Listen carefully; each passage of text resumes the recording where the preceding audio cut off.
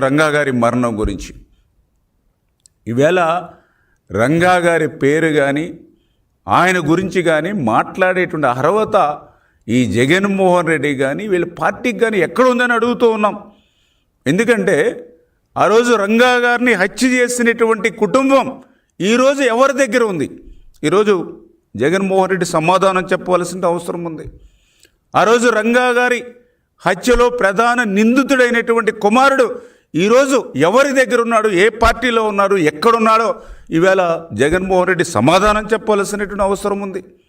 ఆ రోజు రంగా గారి హత్యలో ప్రధాన నిందితుడైనటువంటి కుటుంబానికి ఆ రోజు హైదరాబాదులో అత్యంత విలువైనటువంటి 1000 కోట్ల రూపాయల విలువైనటువంటి భూమిని గిఫ్ట్గా ఎందుకు ఇచ్చారో ఈవేళ సమాధానం జగన్మోహన్ రెడ్డి చెప్పవలసినటువంటి అవసరం ఉంది.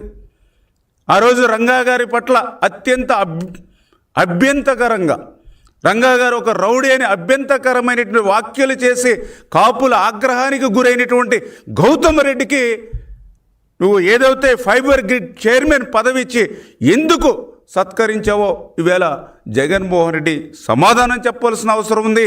ఆ యొక్క అభ్యంతరకరమైనటువంటి వ్యాఖ్యలు రంగా గారి పట్ల చేసినటువంటి ఆ గౌతమ్ రెడ్డిని